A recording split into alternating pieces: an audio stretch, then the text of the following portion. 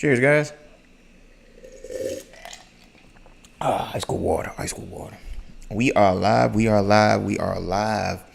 Today we're doing a video on CNBC making $245,000 a year, which is a lot of money. Shout out to you, homie, on this fine Friday in Anaheim, California. So we're going to read a reaction video today to them. Again, I thank you guys for joining. People who joined in, people who see this later, I appreciate you. Please like, comment, and subscribe. And leave your comments down below on what you want me to see, what you want me to react, what you like, what you don't like. And without further ado, we're going to jump in. Again, I appreciate each and every one of y'all. Thank you. So we're going to get into the video. What I wish I knew before I dropped out of college, or even just growing up, I wish someone had taught me more about non-traditional paths in life. I agree with that. I agree with that wholeheartedly. Traditional paths are not... Well, let's bring that back. I want to make sure I get it right. We can listen to it together. Out of college, or even just growing up, I wish someone had taught me more about non-traditional paths in life. Yes, there you go. Non-traditional paths. Most time in life, we're taught to go to school, get a job, and then boom, boom, bam, 401k, retirement, boom.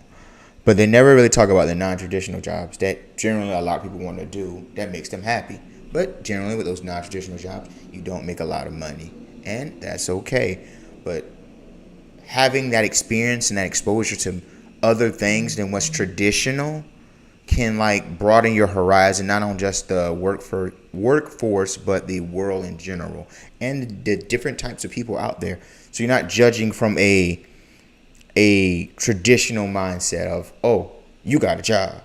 You draw? You paint? Oh, that's not a real career. I can't. Oh, get away from me. No. We need to talk about that. We need to embrace those. So I'm a big fan of the arts, creativity, and honestly, there needs to be a portion in like every high school at least where kids can go on trips to different non-traditional job sites where arts and creativity. They might have that out there. I do not know for sure, but that would be great to have those experiences for the young children. So you're exposed to more things. Because I know for me, growing up in a small town, all you know is what's around you. You don't know like, oh, if I go over there, they have this, but you never think of that. So I'm all for non-traditional paths, but non-traditional paths that you can incorporate or create into a business. Because we got bills out here. I think we all grow up thinking, okay, I go to school, I go to college, I intern somewhere, I get a job, I work for, a couple decades, and I retire. That's like the American dream. That's it. That is it. 29 years old. Boo boo bam, brings in $245,000 a year. Jeez Louise. Listen. Shout out to you, my boy. That's inspiration right there. 245,000, my bad. Woo! This dude own a business. See what this dude do. Oh, it says K a year, so it might be a job. It might be a software engineer. We're about to find out how he spend his money. Again, I'll go fast. Again, I'll create this up into clips later, but trying not to mess with the whole fair use. YouTube, still getting used to everything, guys. So I don't need them taken down because of music. So. Especially since I'm a small channel, so so I'm moving forward a little bit. Basically, Moses, all right, made about $175,000 in 2021 from 40 to 50 weddings, and 28,000 other income. Okay, my boy out here. Oh my God, okay, he out here playing gigs. Boy, looking smooth. Again. My boy looking smooth like that.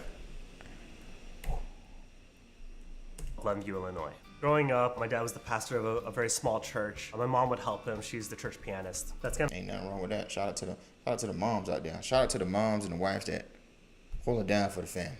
How we grew up. I was the pastor's kid. A lot of expectations put on me to be a certain way, act a certain way. That's also where I got my start in music. So I used to play at churches. See, everybody comes from humble beginnings. You're starting somewhere. You got to start somewhere to move somewhere else. So Yeah. My parents didn't have any money set aside for my college or anything like that. And so I knew that if I went to college and took the traditional route, I'd be hundreds of thousands in debt. And I just didn't want to start my life that way. Nobody wants debt in their life. Nobody wants debt. Nobody wants bad debt. Good debt, like you're starting a business or doing something like that. Again, I'm not a financial expert. Don't listen to me. But good debt to me is like something that's going to help you produce passive income. This right here is like, the traditional route. You're doing this, you're doing that, you're doing this, you're doing that, and then you get so far in debt that usually the jobs out there's a lot of, majority of jobs, I can say the least, majority of jobs out there, it's not going to help you pay that $200,000 student loan debt. So unless you're like a lawyer, doctor, stuff like that, or tech, is you're not, yeah. I'll say most served in the United States. Bring that back. Moses served in the United States, U.S. Marine Corps, and which allowed him to attend college for free. That is smart. Shout out to you, Moses. Thank you for your service, my boy. Thank you. And thank you to all veterans and people who serve in the military or law enforcement, firefighters. Thank you, guys. The band, and the entire Marine Corps has 10 guitarists, so there's 10 slots for a guitarist, and I auditioned for one of the spots. I got it, so I spent the majority of my enlistment, playing in rock bands, jazz bands, and performing for the Marine Corps. Shout out to the Marine Corps, man. After the Marine Corps, Moses attended Vanguard University of Southern California. I never heard of that university, but shout out to you, Moses. Okay, what else? Unlike acoustic kind of instrumental covers. At the time, I was doing really well in school, and I was also loving, putting out YouTube videos and just having a good time with that. So Cool. I would be in class, on my laptop editing my YouTube videos. And I felt like I couldn't focus on either one of them. So yeah, man, shout out to, again, everybody who's watching, everybody who does YouTube videos. Oh no, it's just, the hard part is just starting.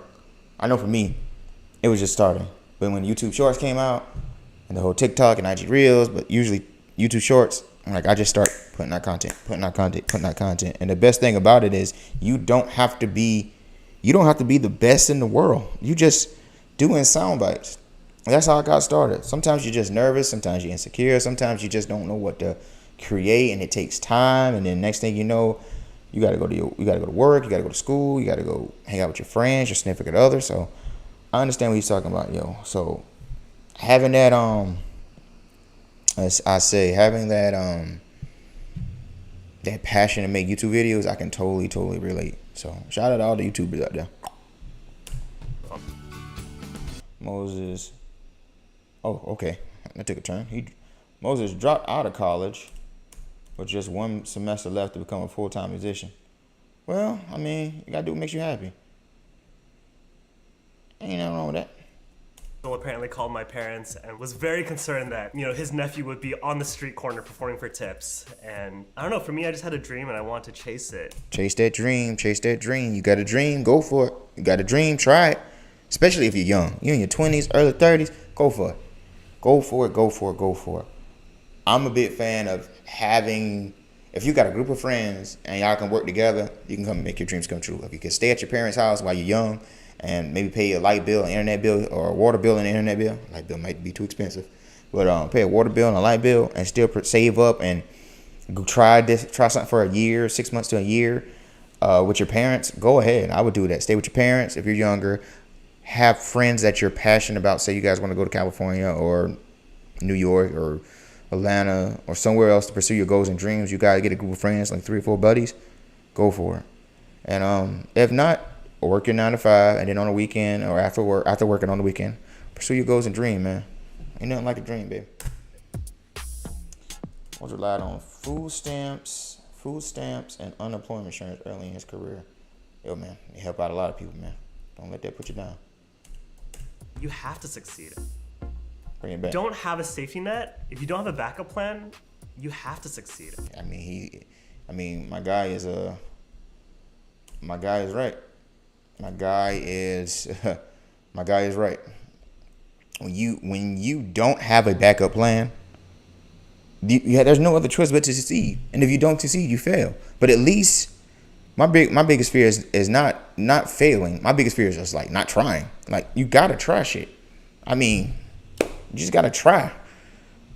Let's see. Disney found his YouTube channel and recruited Moses to perform at his restaurants and hotels. See? Shout out to their YouTube. YouTube hooking people up. You never know with social media, man, what you can do. Something that go viral on Twitter, Facebook, Instagram, or TikTok, or YouTube. Like, it changes people's careers. I think Justin Bieber got to start on YouTube. So, I mean, I'm always gonna be biased and be a big fan of people going after their dreams and goals, especially when you're young and you're just getting started. Pursuing his dream. Pursuing your dreams. All right, Moses. Moses played his first wedding as a favor to a friend in 2017. Okay. Ain't nothing like helping the homies out. You know what I'm saying? And I was like, oh, of course, you know? And I show up, and the vibes at a wedding are so... You can't match them. You really can't. I can see that. Ain't nothing but love, happiness, joy, delight. Here we go, here we day. Doing your best life, baby. Ain't nothing wrong with that. Drunk. Everyone's having the time of their lives. They're so excited. This is the best night of their whole month. It's incredible. Because with music, like, you play into that vibe, you give them energy to give it back. It's all about the vibes, baby. All about the vibes. Party. Everyone's vibing, and I got addicted to weddings.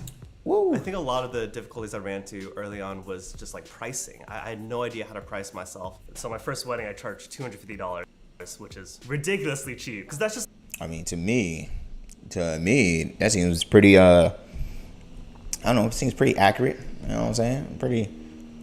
I'm BSing. I have no idea about pricing. But pricing is very important, especially when you're a creator. When you're a creator, you're just creating. You just want to make, you want to enjoy, you want to do, you want to become. So you're not really thinking about, how do I plan this? How do I do this? How do I do that?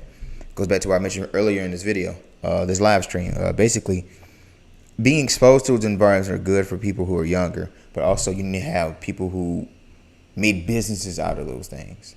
Yeah, I create a YouTube channel. Cool. So many people who created a YouTube channel and created businesses from the YouTube channel, created networking opportunities to do stuff to get into where they're trying to. A lot of people do social media and content creation to eventually get into traditional media, like movies and television. Show people who have a successful track record for at least 2 years of doing this to be exposed to this. So I can say, yeah. That's the going rate that they pay at restaurants. And so that's what I expected to make at a wedding. So I charged $250. And I remember I did this one wedding where I talked to the cocktail hour musician and I asked them how much they were making and they said $1,200. I was like, oh my God, I could be charging that too. And so I went home, I doubled my pricing immediately.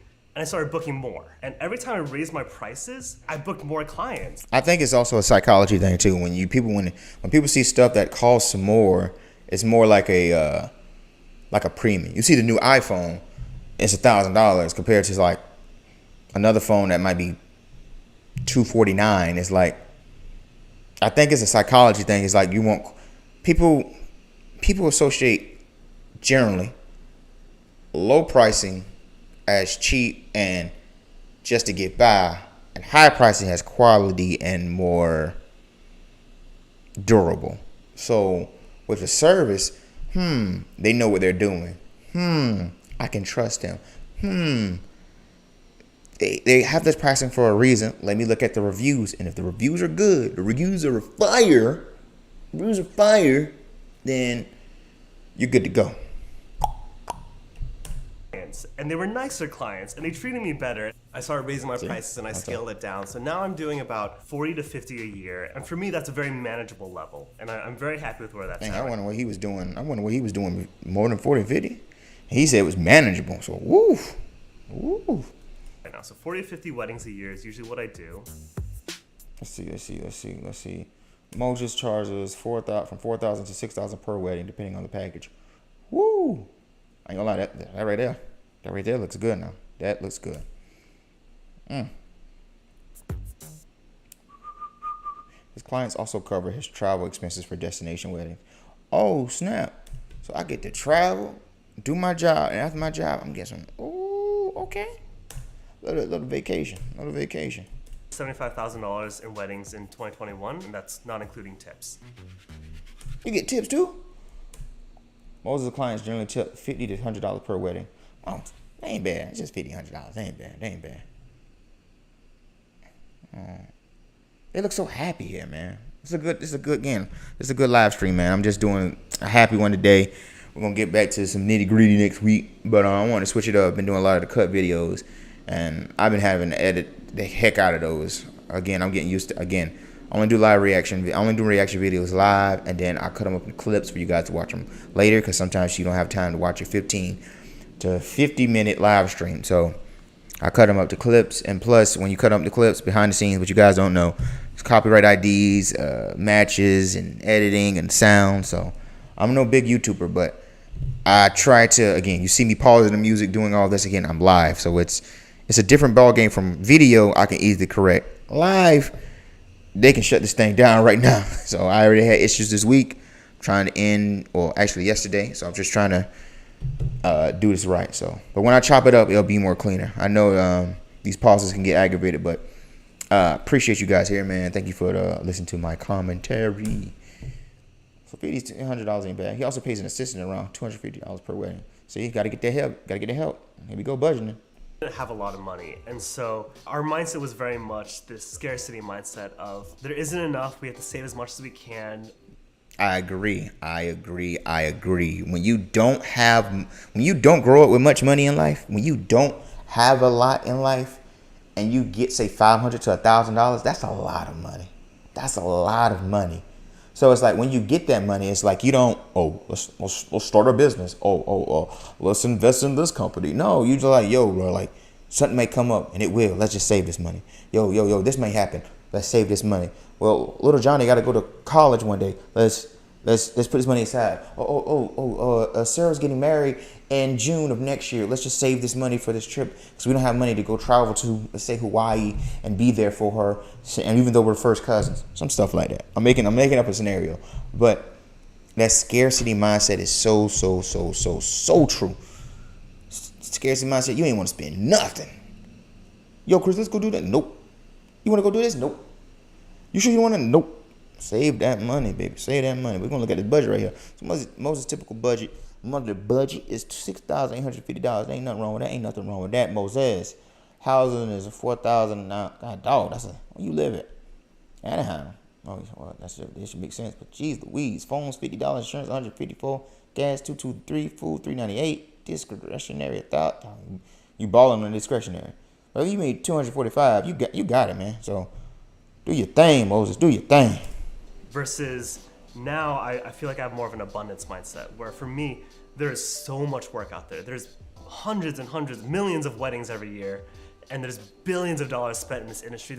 And I'm glad the pandemic is over. This man is getting his bread because I know that during the pandemic, everything shut down. So I'm glad he's doing his thing. So much money out there, but having to unlearn a lot of the money lessons in my past was really hard. My mortgage for the house that I live in is $4,700. Oh, he got a house. Oh, they're different. Yo, shout out to Moses. He got a house. A house. Moses spends about $300 a month on food, and expenses about half of that for work. Interesting. He also gets free health insurance for life after serving in the Marines. Ain't for real? People need to serve. I didn't even know that. Shout out again. Shout out to the Marines. Thank you for your service. Thank you. Thank